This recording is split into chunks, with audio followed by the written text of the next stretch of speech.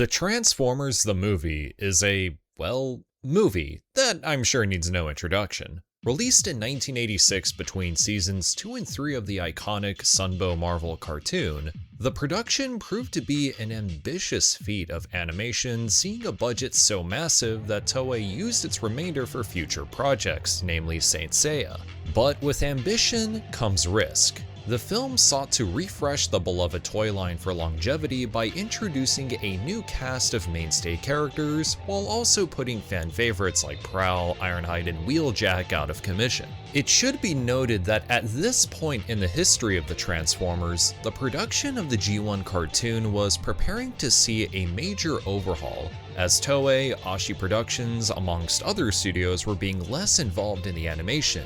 In turn, South Korean animation studio ACOM garnered more control over how the cartoon would be produced. This also explains why the animation and art styles in seasons 3 and 4 look drastically different in quality compared to 1 and 2, despite ACOM actually having a hand in plenty of season 2's episodes. On top of that, Hasbro was running out of designs from Takara's Diaclone and Microchange toy lines, so many of the new characters out to be introduced in Transformers the movie and onward would be the result of Hasbro using character concepts to commission new toys from Takara, which they'd have the means to, seeing how successful the series has become. This also resulted in toys that don't exactly follow a uniformed aesthetic, for lack of a better term. While many of the original Transformers designs had input from now iconic industry veterans like Shoji Kawamori and Shinji Aramaki, you can tell the designers for, say, Springer and Cyclonus had a very different approach when it came to mechanical design. The big toys that were being pushed at the time being Ultra Magnus, who came from Diaclone's Powered Convoy, and Galvatron straight up do not look like they're from the same toy line. And part of this is because while the Transformers in Season 1 had character models that were streamlined by Shohei Kohara for animation, Season 2 and onward, the movie included, had Floro Derry, who opted for the Transformers to look more like the toys they're based on. An understandable sentiment, as the cartoon was a promotion for the toys after all, and it helped make characters who used the same toy molds like Sideswipe and Red Alert and Trailbreaker and Hoist look more distinct from one another. So Floro Derry went from adapting the toys into animated character models to now having to build those from the ground up so that they could be adapted into toys. But we're getting a little sidetracked here. Back to Transformers the movie. Obviously, the moment that skyrocketed this film into infamy is what it did to Optimus Prime. We all know the stories. Despite its minute attendance, the decision to kill off the most popular character in the franchise was met with tons of controversy with fans and families alike. Hey, mammy!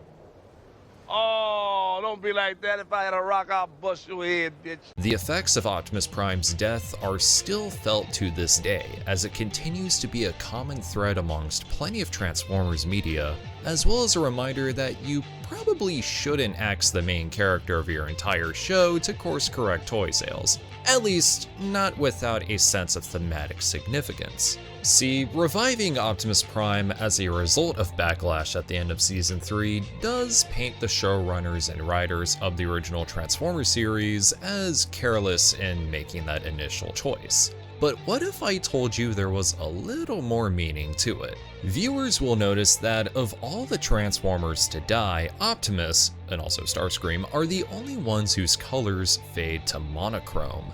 But why is this the case when the aforementioned characters don't see this exact outcome of their passing? Well, allow me to introduce you to a little story called Tomorrow's Joe.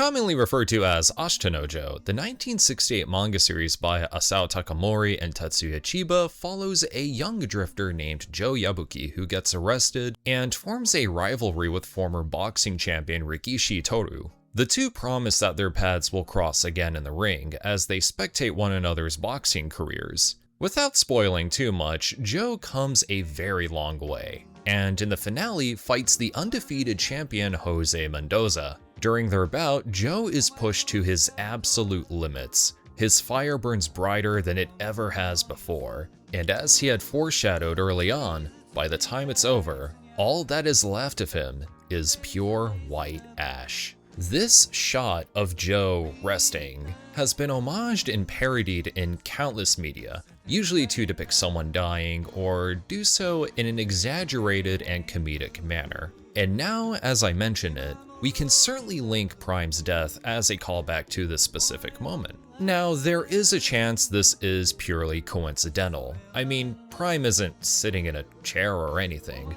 but his colors have completely faded like Joe here. In fact, the original script for Transformers the movie describes the moment with all of his lights go out, including his eyes. Seeing how this anime finale aired in 1981, in addition to the extensive amount of copies Tamaru's Joe sold in its lifetime, there's a good possibility that the animators at Toei wanted to give Optimus a send-off that was tasteful in a way that still painted him as stoic and honorable. So with the context of that famous panel, we can add another layer to Prime's death we never really considered before. Prime is a warrior who fought to the very end. He fought for Earth, his comrades, and everything dear to him, all while putting his own life on the line for it all. He battled Megatron with as much strength as his spirit could allow, and while he may be gone, with the Autobots suffering a devastating loss, he protected the planet from the Decepticons once again, while defeating Megatron on top of it.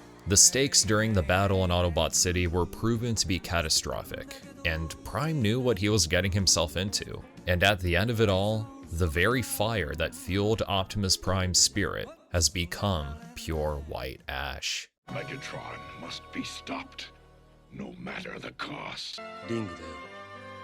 世界一の男が俺を待ってる。だから、行かなきゃな。